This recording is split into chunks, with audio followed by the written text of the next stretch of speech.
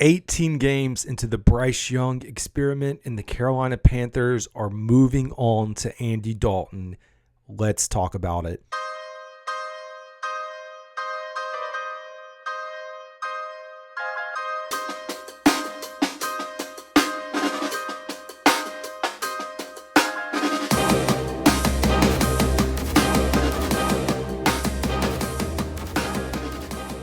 Folks, before we get into the show and discuss breaking news that is coming out of the Carolinas, I think it's important to set the tone of the last 24 hours. It's really less than 24 hours. I guess we're, as I record this, approaching the 24-hour mark in which we get out of a press conference where Dave Canales addresses the idea of Andy Dalton coming in to take over for Bryce Young. He makes a statement. Bryce Young is our quarterback. Less than 24 hours later, as this news is reported midday, close to midday on Monday, September 16th, we hear that Bryce Young is being benched in favor of Andy Dalton. So, without further ado, let's run those clips. They've ever consider subbing in Andy Dalton for Bryce Young, given the offensive inefficiency? Bryce is our quarterback. I'd love to see this thing just continue to take the next steps offensively right now. Will he start next week?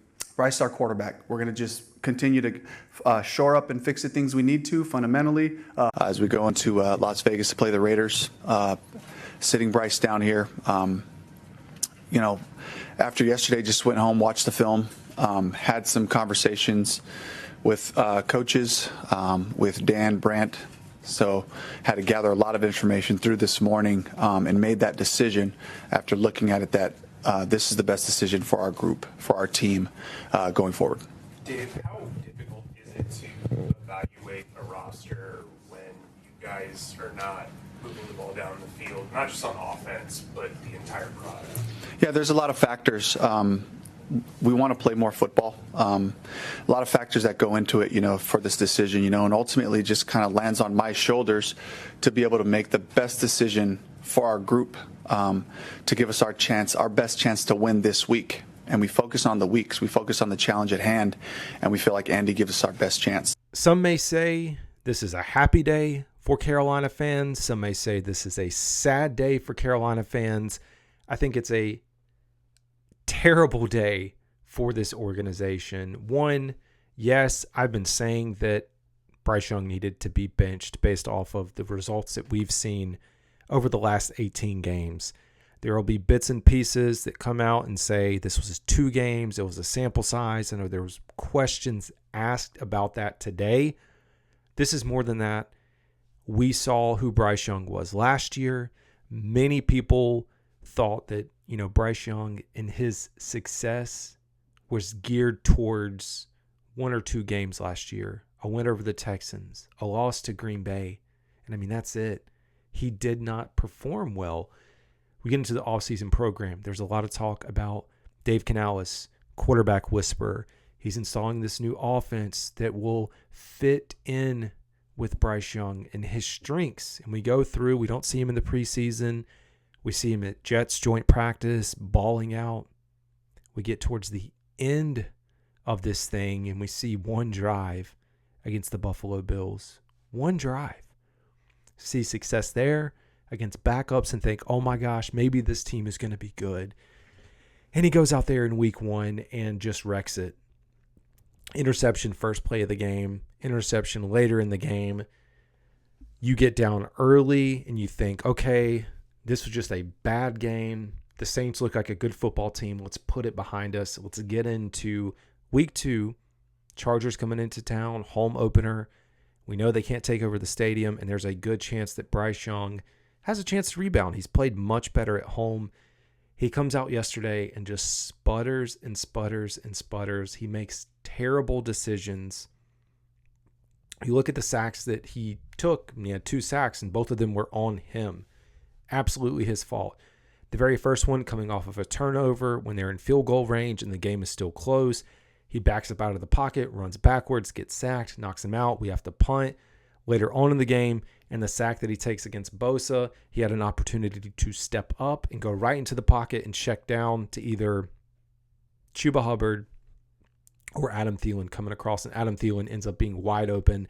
That's the play where Adam Thielen gets frustrated and is throwing up his hands. It's a disaster.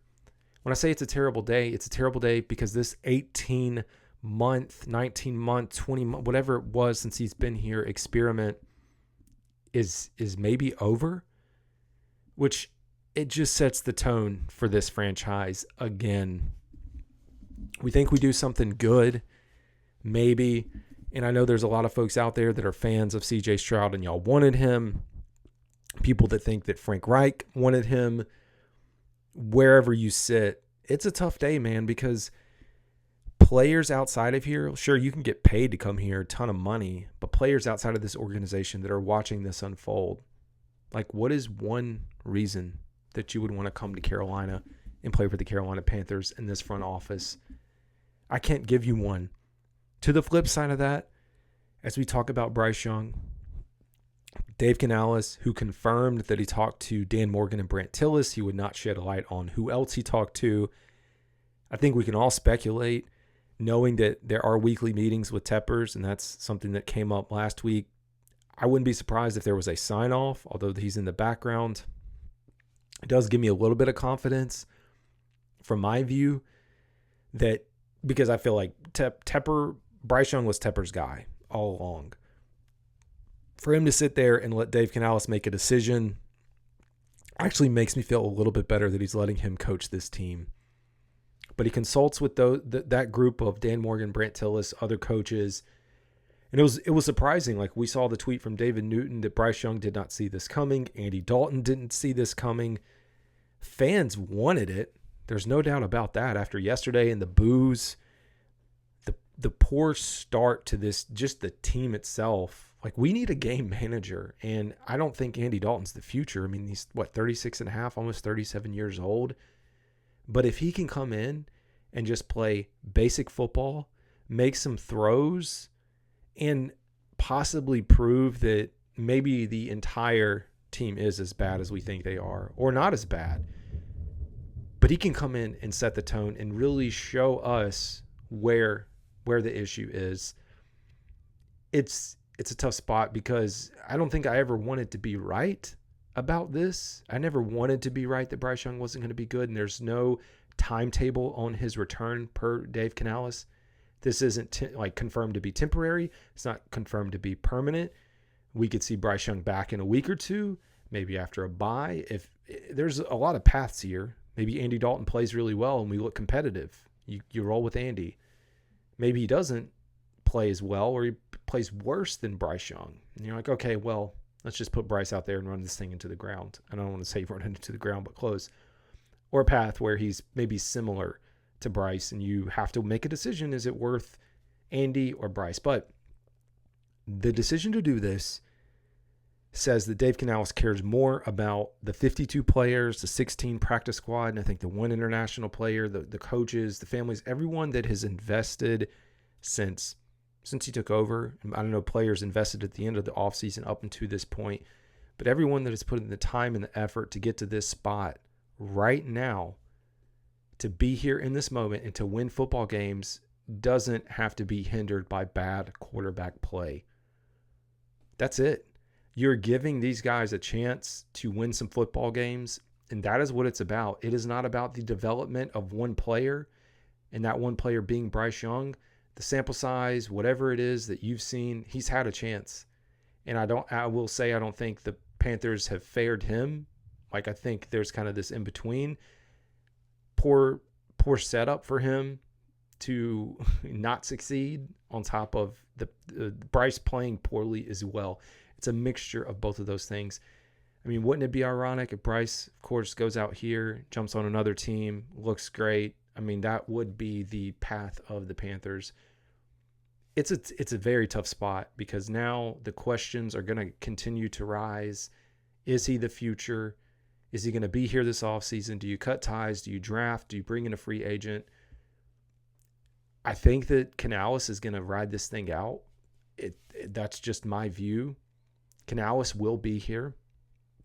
I think Tepper, if he were to cut ties with Dave Canales right now, would send a message, and nobody would want to touch this team at all. Not that many people want to right now. Like, nobody wants to really come near this team. But I think you have to think about that as you look at the state of this franchise. I don't know what I expect on Sunday, but I will tell you this. When I look at the Vegas lines already, we are seeing them in favor of the Raiders, who opened at 7 points, now already down to 5.5. So I think that tells you what the NFL thinks between Andy Dalton and Bryce Young, whether right or wrong. But I'd love to know what you think about this decision. And I've talked about it. I'll continue to talk about it all week. I had to get out this emergency episode, so I appreciate y'all tuning in. As always, it's Carolina Dad. Keep pounding.